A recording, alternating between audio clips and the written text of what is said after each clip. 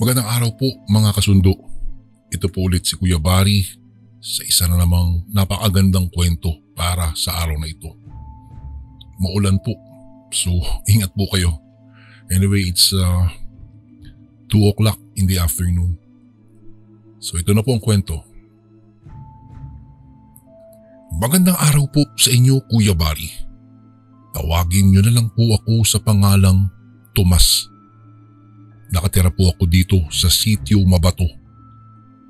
Isang baryong napapaligiran ng mga palayan at kagubatan dito sa San Vicente.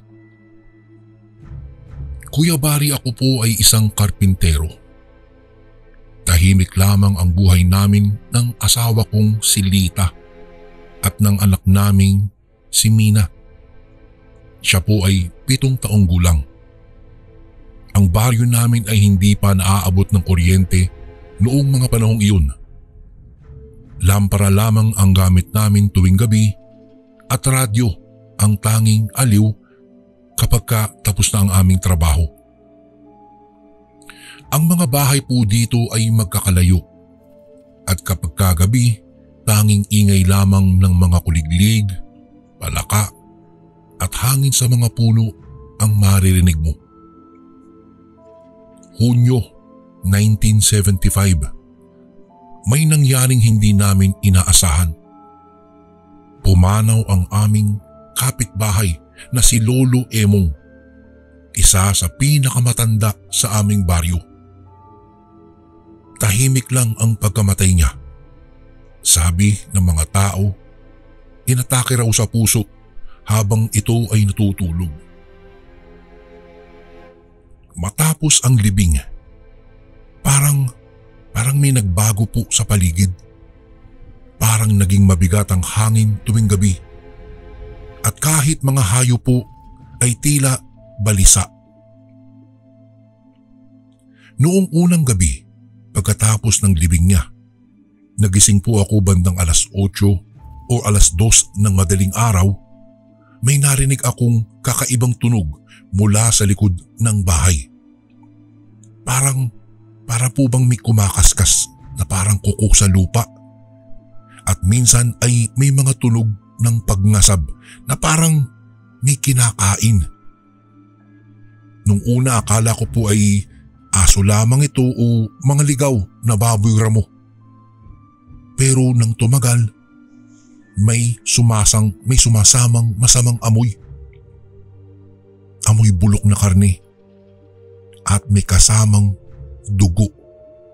Mabigat sa dibdib, parang napakainit ng paligid kahit malamig naman ang hangin. Kinuha ko po ang lampara at dahan-dahang lumabas ng bahay. Napakatahimik po ng paligid at ang buwan ay kalahati lang ang liwanag. Noong ilawan ko po ang lupa, may mga bakas ng paa. Maliliit, bilog, pero kakaiba. Hindi po ito paabante, kung hindi parang paatras. Ang mga daliri ay parang nakabaligtad ang direksyon. Doon na ako kinilabutan, pero pinilit kong wag pag-isipan ito.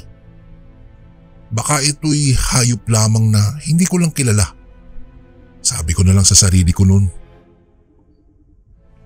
Kinabukasan, 2 manok po namin ang nawala. Gulat na gulat ako dahil walang dugo, walang kalmot, pero may mga balahibong naiwan sa tabi ng hagdanan. Lumipas po ang mga araw tuwing 10:00 o 11:00 ng gabi. Nakakarinig ako ng pagkalusko sa ilalim ng bahay. Minsan ay parang humihinga ng malalim.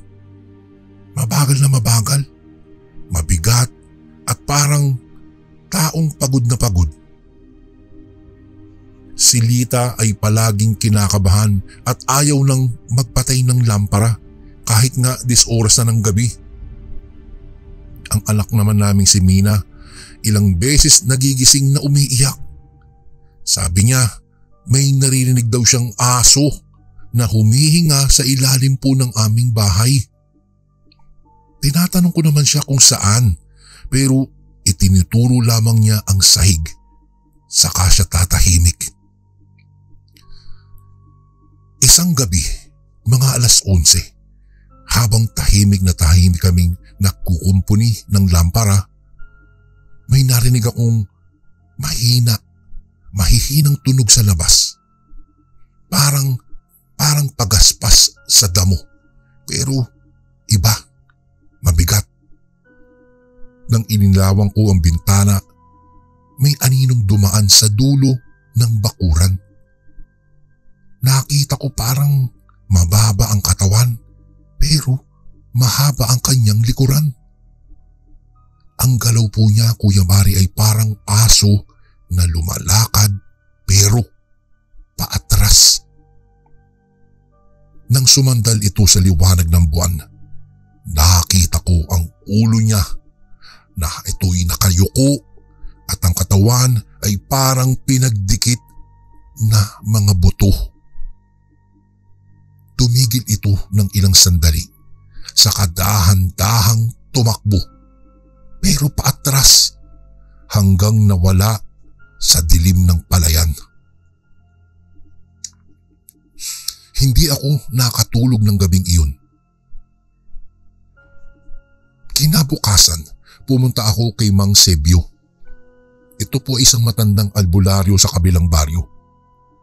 Tahimik siyang nakikinig at sabi niya, "Kung ang hayop ay mababa, payat at paatras, kung lumakad, sigbin yan, Tomas."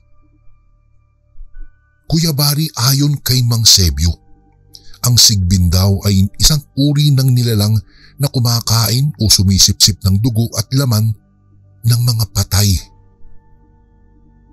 Madalas daw itong lumalabas kapag mayroong bagong libing dahil gustong-gustong sipsipin ang dugo ng mga labi nito bago tuluyang mabulok. Kapag wala ng bangkay sa paligid, buhay na hayop o tao na raw ang hinahanap nito. Ang amoy daw nito ay parang bulok na karne at madalas nakikita sa paligid ng mga bahay na malapit sa libingan. Pag uwi ko, nagbudbud po ako ng asin sa paligid ng aming bahay at naglagay ng bawang sa bawat bintana. Pinagdasal ko rin ang bahay namin. Kahit nanginginig ako habang hawak-hawak ang lampara. Pero kahit anong gawin ko po, hindi mawala-wala ang kaba na tila may nakamasid sa amin tuwing gabi. Minsan habang natutulog si Lita, naririnig kong mayroong humihinga sa labas ng dingding. Napakalalim, parang may sinusuyod ang kanyang ilong. At tuwing aalis ako para silipin, wala naman akong makita kundi ang mga damong gumagalaw at amoy na nabubulok. Dumating ang gabi ng Hulyo 10. Mataas po ang buwan. Napakalamig ng hangin. Nakaupo po ako sa hagdanan. Hawak ko ang aking itak at ako'y nagbabantay. Tahimik na tahimik ang paligid pero ramdam kong parang may ibang presensya. Biglang may kumaluskos sa ilalim ng bahay. Kasunod po nun, narinig kong parang may ngumangasab, may kumakain. Marahan ang kaluskos, tapos may pagdaing. Nang tumingin ako sa sahig, may liwanag ng lampara na tumagos sa mga siwang ng kawayan. At doon, sa ilalim ng aming bahay, may nakita akong mga mata. Mga batang mapupula. Hindi gumagalaw, pero ito'y nakatitig sa akin. Pag-angat ko ng lampara, bigla ito naglaho. Kasunod nun, narinig ko ang mabilis na yabag ng paa. Palayo, palayo ng palayo. Kinabukasan, dinala ko si Lita at si Mina sa bahay ng aking bayaw sa kabilang sityo. Ako lang po ang naiwan sa bahay. Ayokong ipakita sa kanila ang takot ko. Pero sa loob-loob ko, alam kong babalik pa yung nilalang. Noong gabing iyon, habang mag-isa ako, tumigil ang hangin. Napakatahimik. Wala akong naririnig ni isang kuliglig. At sa kalagitnaan ng dilim, narinig ko na naman ang pagngasab sa lupa, ang pagkuluskus ng mga paa, at ang amoy ng dugo na tila pumapasok sa loob ng bahay. Ang mga lampara ay sinindihan ko para lalong makita ko kung ano ang nasa labas. Pagtingin ko sa labas, nakita ko sa liwanag ng buwan ang isang hugis.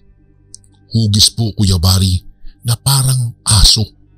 Pero ang katawan nito ay payat na payat. Ang balahibo ay parang balat ng kambing, pero tuyo.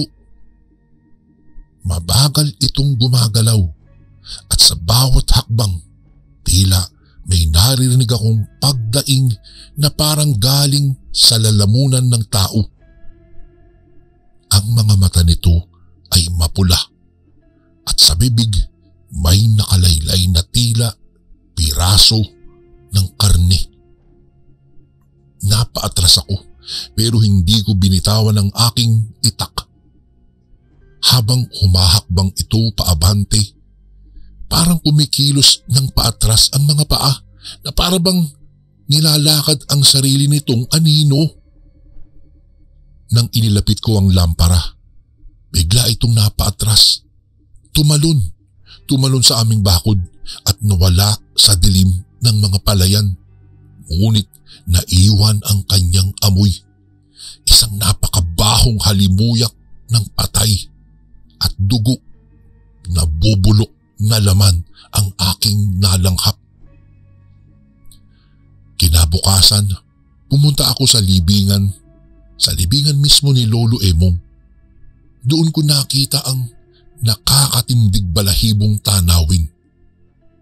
Yung lupa po sa ibabaw ng kanyang libingan ay tila parang ginulo. May mga bakas po ng paa, pabilog, parang paatras, at may nakita akong bahagi ng kabaong na nakalitaw sa gilid. Mula roon, umaalingasaw ang amoy na pamilyar.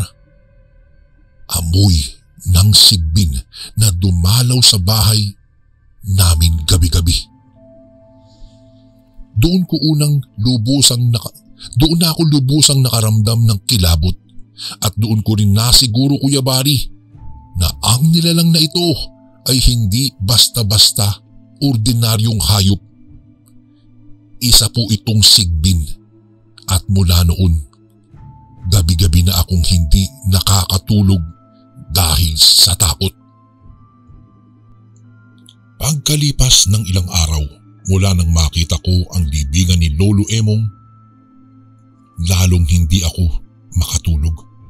Kahit araw po, para kasing may mga mata na nakamasid sa akin mula sa likod ng mga puno ng saging. Tuwing umuulan naman, naririnig ko ang tunog ng lupa na parang may naghuhukay. Ang mga aso po sa paligid ng baryo ay palaging tahol ng tahol, lalo na tuwing hating gabi. Pero pag sinisilip ko naman sa labas, wala naman akong makita. Tanging hangin lamang na humahampas sa pawid. Bumalik po ako kina Lita at Mina sa bahay po ng aking bayaw. Sinubukan kong wag na lang balikan ang bahay namin sa sitio Mabato. Pero hindi ko rin pumatiis. Naiwan po kasi doon ang mga gamit, ang mga manok at ang mga alaala namin. Kaya isang hapon, nagpasya akong bumalik mag-isa. Pagdating ko roon, tahimik po ang paligid. Pero ang amoy, ayun na naman, amoy bulok na karne. Agad kong naramdaman na parang may nakatingin. May mga bakas din na mga paa sa paligid ng bahay. Yung pong parehong bilog na paatras na parang may hayop na paulit-ulit na umiikot-ikot tuwing gabi. Sinuri ko po ang ilalim ng aming bahay. May mga tuyong patak ng dugo sa lupa at may nakita akong pira-pirasong mga balat. Balat ng parang galing sa hayop. Nang tignan ko po ito ng mabuti, balat iyon ng kambing pero tuyong-tuyo na. Halos parang piniga ng dugo saka ito iniwan. Nang mga sandaling iyon, biglang may humuni mula sa malayo. Isang mababang tunog na parang halakhak ng matandang lalaki. Hindi ko alam kung saan nanggagaling pero ang hangin ay tila lumamig ng bigla. Pagbalik ko kina Lita, ikinuwento ko ang lahat kay Mang Sebio. Tahimik siyang nakikinig. Saka kinuha ang maliit na bote ng langis na kulay pula. Sabi niya sa akin, wag na raw akong bumalik pa sa bahay namin na mag-isa. Kung kailangan ko talagang bantayan ng lupa, maglagay daw ako ng asin sa paligid ng aming bahay at apoy sa 4 na sulok ng bakuran tuwing gabi. Sabi nito ni Mang Sebio. Kabagka amoy bulok na karne ang paligid, malapit na ang sigbin. Kapagka nakarinig ka ng mababang halakhak naman, huwag na huwag kang lalabas. Ang nilalang na ito ay nagmamasid lamang sa tabi mo. Naghihintay na mawala ang iyong sinding ilaw. Napalunok ako. Hindi ko alam kung kakayanin ko. Kinagabihan, sinunod ko ang mga payo niya. Naglatag ako ng maraming asin sa paligid at sinindihan ko ang mga lata ng langis na mayroong apoy. Habang nakaupo ako sa loob, naririnig ko na ang mga tunog sa labas. Mga mahihinang pagkaluskos, kasunod ng pagdaing na parang galing sa hayop na sugatan. Pagkaraan lamang ng ilang sandali, may mahinang pagaspas ng hangin na biglang dumaan sa bubungan. At ang mga manok sa loob ng kulungan ay biglang nagsigawan, nagkagulo. Lumapit ako sa bintana. Sa ilaw ng aking lampara, may nakita akong anino. Mababa, nakita kong parang gumagapang. Ang likod po ay nakabaluktot at ang mga mata ay biglang kumislap. Kitang-kita ko pula. Nang ipatong ko ang lampara sa bintana, tumigil ang nilalang at ito'y tumingin sa akin. Hindi ko maipaliwanag ang kanyang hitsura. Pero malinaw kong nakikita ang katawan nitong parang payat na aso. Ang kanyang mukay mahaba, walang ilong, at ang balat ay parang pinatuyong balat ng kalabaw na nanikit sa buto. Nang mapansin kong nakabuka ang kanyang bibig, doon ko napagtanto na may mahabang dila na ito'y unti-unting gumagapang sa lupa. Para bang hinahanap kung saan may buhay. Tumakbo ako palabas, dala-dala ko ang itak. Pero bago ko pa man maabot ang bakod, ang nilalang ay biglang kumaripas paatras. Mabilis pero tahimik. Iniwan nito ang bakas ng mga paa at ang amoy ng dugo. Nang gabing iyon, hindi na ako nakatulog. Ang apoy sa paligid ay unti-unting namatay habang lumalalim po ang gabi. At sa tuwing may maririnig po akong pagkaluskos, pakiramdam ko ay nasa paligid lamang ang nilalang na ito. Naghihintay sa akin. Naghihintay ng kanyang pagkakataon. Kinabukasan, pinuntahan ko ang libingan ni Lolo Emong kasama si Mang Sebio. Pagdating po namin doon, may nakita kaming kakaiba. Yung lupa sa ibabaw ng libingan ay nabuksan na naman at may marka ng pagkahukay na tila ginawa ng mga kamay na matutulis at mahabang kuko. Hindi namin alam kung hayop ba ito o tao, pero may naiwan na mabahong amoy na mahirap kalimutan. Ayon kay Mang Sebio, sigbin nga daw iyon at baka naglalagi malapit sa bahay ko dahil nakatikim na ito ng dugo mula sa lupa. Kinagabihan, bumalik kami ni Mang Sebio sa bahay. Naglagay siya ng langis sa paligid at may binulong na dasal habang siya ay umiikot. Habang ginagawa po niya, may narinig kaming kakaibang iyak mula sa gubat. Para bang pinagsamang iyak ng bata at ungol ng isang hayop.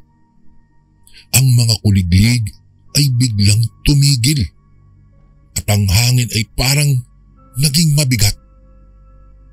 Biglang umihip ang napakalamig na simoy ng hangin mula sa likod ng bahay at ang amoy ng dugo, ito na naman, muling bumalik.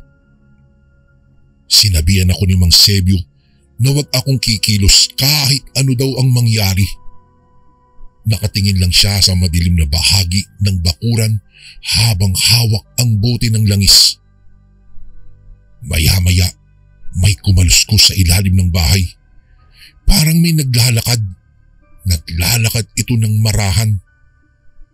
Tinignan ko. Pagyuko ko, nakita kong dumadampi sa lupa ang mahabang dila ng nilalang. Paikot-ikot, parang hinahanap ang apoy na inilagay namin. Nang matamaan ng apoy ang dulo ng kanyang dila, narinig naming pareho ang isang malakas na sigaw na parang hayop na napaso. Tumakbo po ito palayo. Iniwan na naman ang mabahong amoy ng nasunog na laman.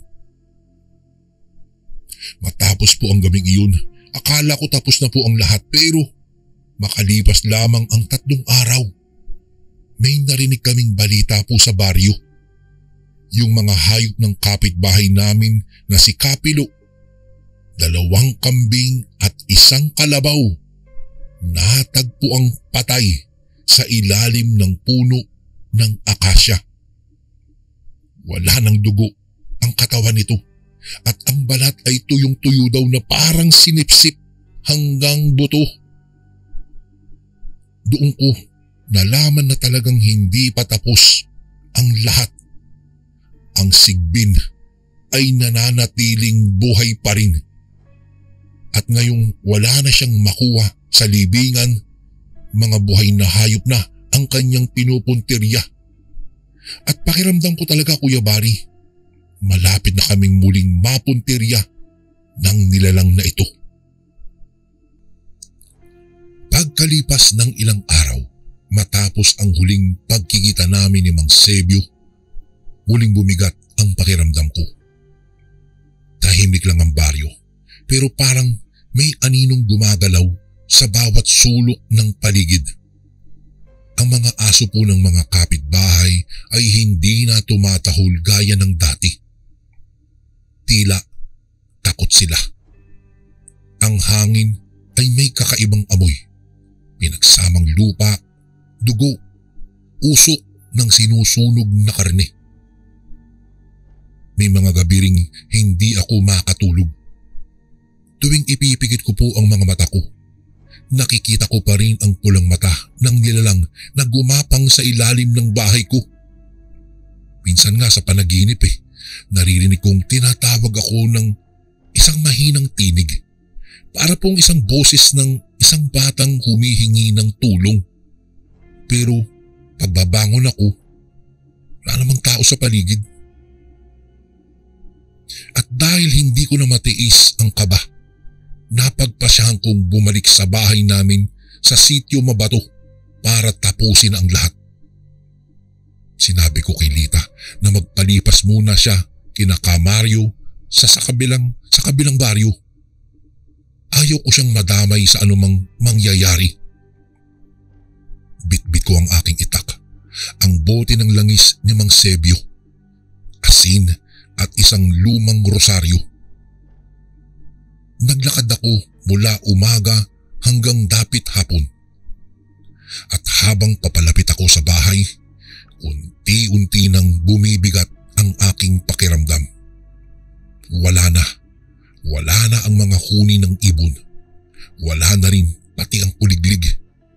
Ang paligid ay parang nakakulong sa katahimikan.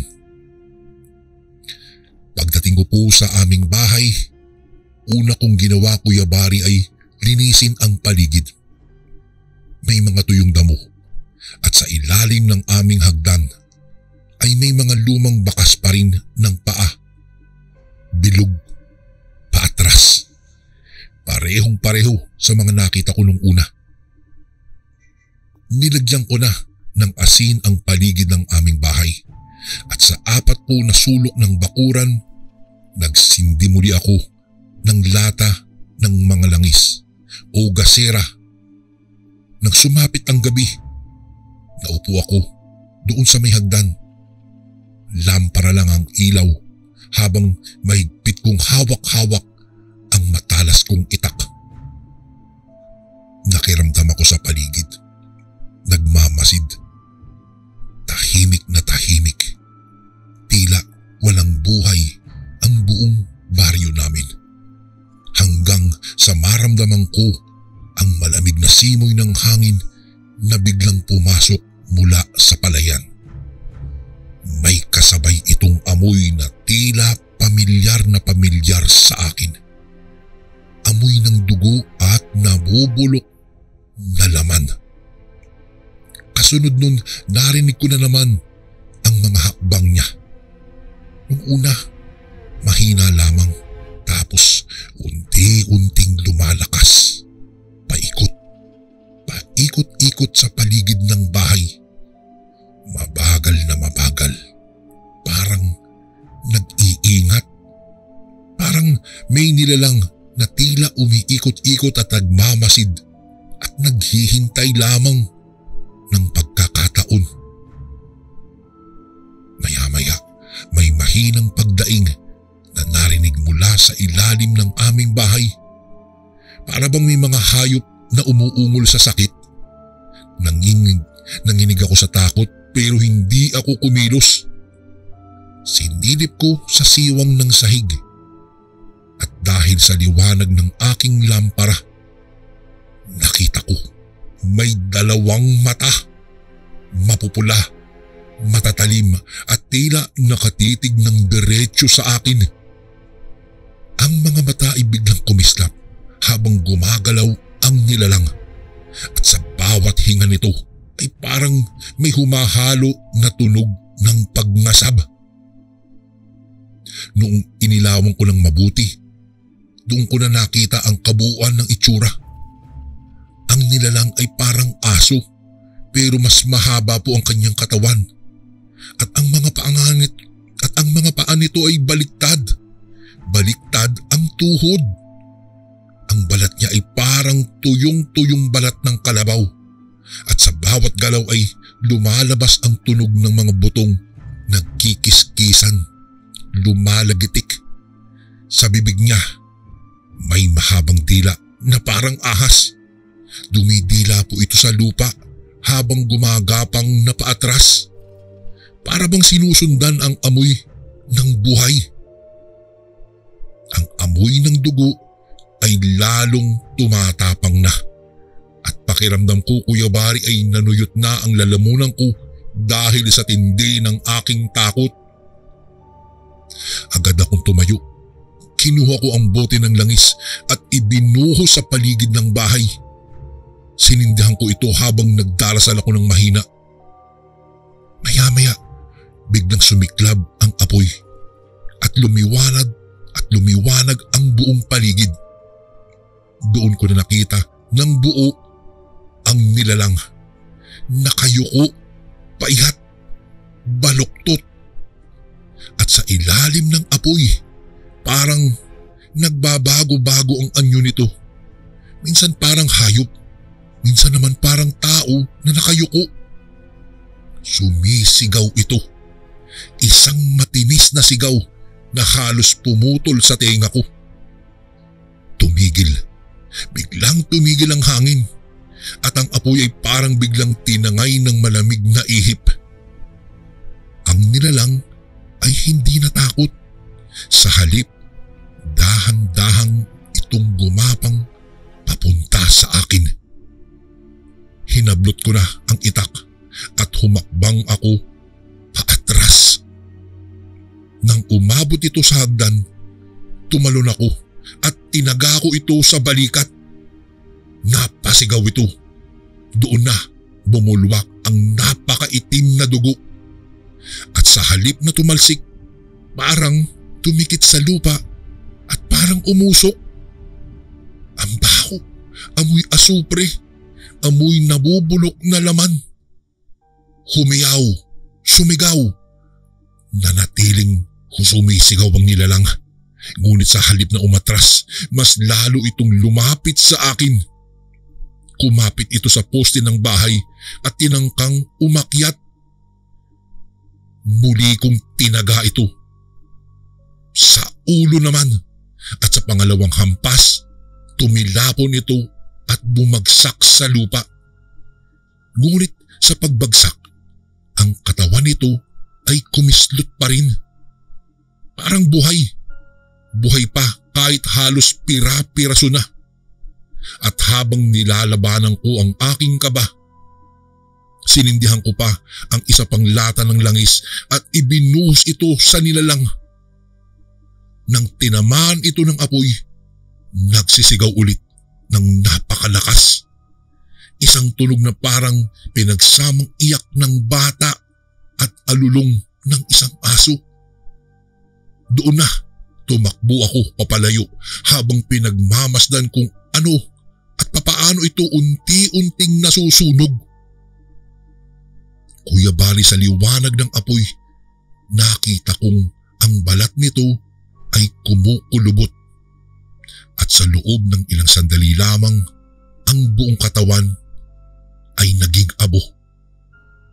Ang amoy ng sunog na laman ay kumapit na sa hangin. At ang paligid ay muling natahimik. Pagkatapos ng ilang oras, naupo ako sa hagdan. Hapong-hapo ako, pagod na pagod. Hawak pa rin ang aking itak at ang lampara habang pinagmamasdan ang pagtila ng apoy. Ang lupa kung saan nasunog ang nilalang o ang sigbin ay nagkulay itim at may naiwan na parang marka po ng isang kamay. Mahaba, manipis at tila kamay po ng isang tao. Nang gabing iyon, hindi ako nakatulog. Sa halip, nakatingin lang ako sa labas habang hinihintay ang pagsikat ng haring araw. Kinabukasan, bumalik ako sa bayan para sunduin na si Lita at si Mina. Ikiniwento ko rin kay Mang Sebio ang buong pangyayari. Tahimik lang siyang nakikinig, saka ito nagsalita. Tapos na ang sigbin, pero wag kang magpakampante. Minsan, ang katawan lang ang napatay o napapatay. Ang kaluluwa nito ay muling bumabalik kapag naiwan ang kanyang balat. Tinignan ko siya. Nagtataka ako, kaya tinanong ko kung anong ibig niyang sabihin. Ayon kay Mang Sebio, kapag ka daw sinunog ang sigbin, madalas ay may naiiwan na balat o buto. At kung hindi iyon ililibing o pupuksain, maaari raw iyong gamitin ng iba pang sigbin upang muling bumalik. Kaya't kinabukasan, bumalik ako sa bahay para linisin ang lugar. Wala na ang apoy, wala na ang abo ng nilalang. Pero sa gitna ng bakuran ay may nakita akong kakaiba. Isang piraso ng balat ng kambing. Tuyong-tuyo. At sa ibabaw nito ay may marka. Marka ng kamay na parang tao. Kinuha ko iyon gamit ang isang tuyong sanga. Nilagyan ko ng asin at itinapon sa ilog sa may paanan ng bundok. Habang lumulubog ito sa tubig, Kuya Bari, sumingaw ang amoy ng bulok na laman. At ang mga isda sa paligid ay nagsitilapon, nagsialisan, papaalis. Pagbalik ko kina Lita, sinabi kong tapos na ang lahat. Kaya't lumipat kami sa bayan at nagsimulang muli.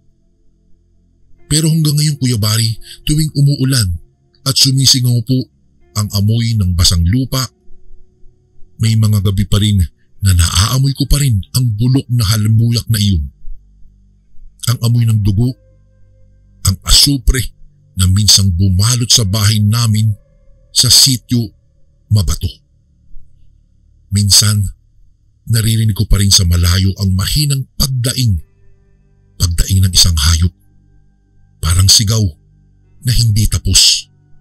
At sa tuwing mangyayari po yun, napapatingin ako sa dilim ng labas at naaalala ko pa rin ang mga gabing hindi ko makalimutan.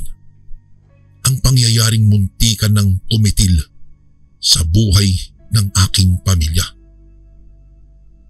Hanggang dito na lang po ang aking kwento, Kuya Bari. Salamat po sa pakikinig. Sana po mabasa niyo po ito sa inyong channel. Lubos na gumagalang, Tomas. Isang napakagandang kwento ni Tomas ang kanyang ibinahagi sa atin. Good afternoon na pala sa inyo mga kasundo na nakikinig ngayon. Maulan ngayon.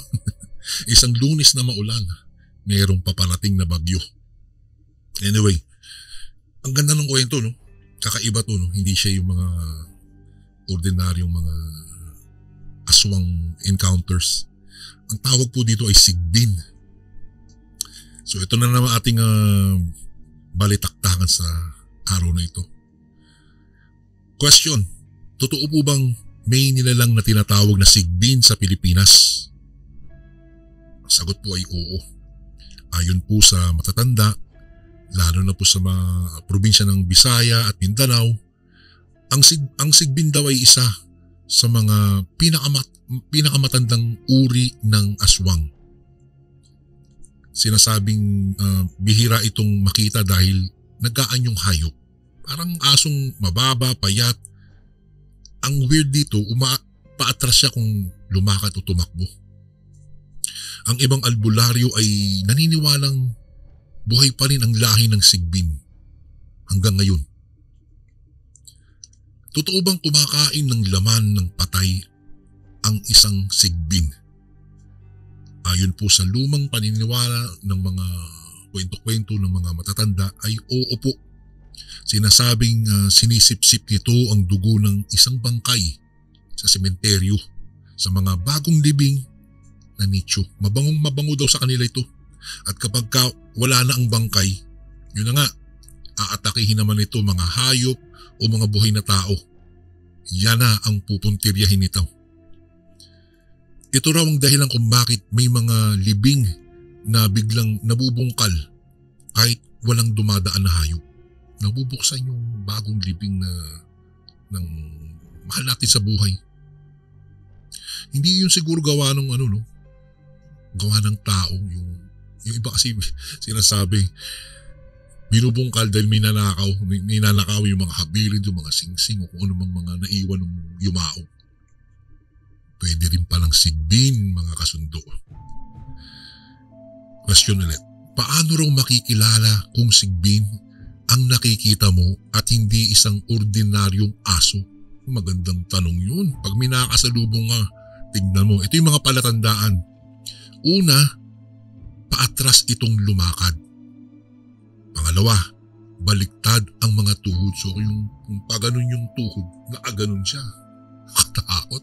Pangatlo, ito yung matindi. May amoy itong parang pinagsamang dugo at bulok na karni. So maaamoy mo. Sinasabing kapag may ganoong amoy sa paligid ay walang nakikitang hayop.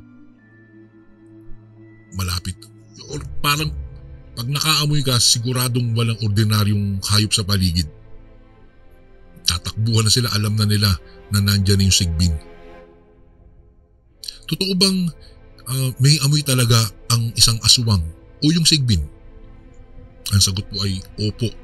Ito ang isa sa mga pangkaraniwang paglalarawan ng mga nakakakita. Ang amoy daw nito ay hindi basta-basta lang na mabaho. Yun nga, para siyang nabubulok na laman na hinaluan ng asupre. Sinasabing kahit hindi mo ito nakikita, kapag naamoy mo na, siguradong mayroong sigbin sa paligid mo. Alam mo na ha, pag naglalakad ka may ganong amoy. Bakit daw lumalabas ang sigbin tuwing may patay sa baryo? Ayon sa mga matatanda, hinahatak daw sila ng amoy ng dugo o yung kaluluwa ng bagong yumao. Ayon sa ilang albularyo naman, nakikita raw nila ang liwanag ng kaluluwa na lumalabas po sa katawan. At iyon ang nagiging gabay ng mga sigbin para hanapin ang kanilang susunod na biktima. Para sa sigbin siguro mabango yung bagong libing na patay. Yon. Ano raw? Ito ang magandang question. Ano raw ang kahinaan ng sigbin at papaano mo ito mapupuksa? Pinaniniwalaan ulit ng mga matatanda, mga albularyo, takot daw ito sa asin, sa apoy, at sa langis na mayroong usal o yung tinatawag nilang dasal. May mga kwento rin na kapag tinamaan mo daw sila ng apoy, yung dila ba o yung paa, ayun, hindi na raw ito makakalapit sa tao. Pero ayon sa matatanda, kailangan daw sunugin hanggang maging abo. Dahil kapag naiwan ng balat, maaaring itong bumalik. Katulad nung nangyari sa kwento ni Tomas, no? Pero feeling ko itong sigbin, bulag eh. Kasi gamit lang niya yung dila niya. Parang ahas na gumagapang. Yun yung parang nagsisilbing mata niya. Para bang yun yung guide niya. Feeling ko lang yun. Hindi pa kasi ako nakakita at wala akong plano makakita ng sigbin. Posible bang ang sigbin ay dating tao rin? Marami nagsasabi, yung mga alamat nagsasabing oo. Sinasabi na ang sigbin daw ay isang uri ng sumpa. Isang taong nakialam sa itim na mahika o pumatay sa kapwa gamit ang pangungulam. At bilang parusa, nagiging nilalang na hindi tao o hindi makatao. Ang ibang bersyon naman ay nagsasabing ang sigbin daw ay alaga ng isang mangkukulam. Uy, pwede rin. Parang aswang. Ang aswang may alaga siya, yung tinatawag na tiktik, di ba? Ito naman mangkukulam pala ang pinakaamo niya. Bakit daw hindi basta-basta nakikita ang isang sigbin ng mga ordinaryong tao? Dahil marunong daw itong magtago sa anino. Kaya kahit harapan mo nakikita, parang may bahagyang baluktot ang paligid. Parang may bahagyang baluktot ang paligid ng hangin. Yun daw ang palatandaan na may nilalang na nagtatago sa paningin. Sabi daw ng matatanda, kapag katahimik daw ang gabi, baka nakatingin lang siya sa iyo mula sa dilim. So pwedeng merong mga taong pinagpapakitaan lang talaga nito. Pero sa mga nabasa kong kwento, madalas yung mga may powers katulad ng mga albularyo, yan, sila yung mga malalakas ang vibes ba. Sa kwento ni Tomas, bakit parang nakaranas siya ng sumpa kahit napatay na niya ang sigbin. Ayon kay Mang Sebio, hindi lang katawan ang mayroon ang sigbin. Meron din daw po itong espiritu. Sa kahit sinunog mo ang laman, ang kaluluwa nito ay pwedeng bumalik pa sa pamamagitan ng balat na naiwan. Yun nga yun, yung pag sinunog mo may natira, babalikan niya yun or babalikan ng ibang sigbin. Kaya sa kwento, kahit tapos na ang laban, minsan ay naaamoy pa rin ni Tomas ang amoy ng nabubulok na laman. Senyales na baka hindi pa tuluyang tapos ang sumpa. Kung mangyari ito sa atin ngayon, posible pa bang may sigbin sa mga baryo? Kung tatanungin mo yung mga taga-bundok at mga matatandang albularyo, hindi raw nawala ang mga nilalang. Tahimik lang daw sila. Baka raw dahil sa mga ilaw at ingay ng syudad, kaya bihira na silang magpakita. Pero sa mga liblib na lugar, pagka may patay at may amoy na dugo sa hangin, marami pa rin ang nanunumpa na minsan may maririnig kang kaluskos sa ilalim ng bahay na hindi mo maipaliwanag. Ayun ang senyales ng isang sigbin. Isa na namang napakagandang kwento ang ating naikwento po dito sa ating channel. At sana po'y patuloy po kayong makinig sa akin. Ako po si Kuya Bari.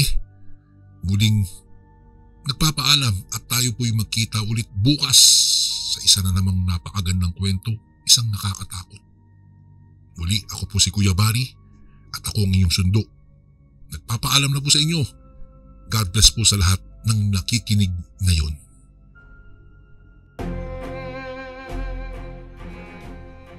And again, maraming salamat po mga kasundo. Don't forget to subscribe and i-click nyo lang po yung bell na button para updated po kayo sa mga upcoming videos namin na paparating. Maraming salamat po ulit. God bless and ingat po lagi dyan. Ito po si Kuya Bari at ako ang sundo.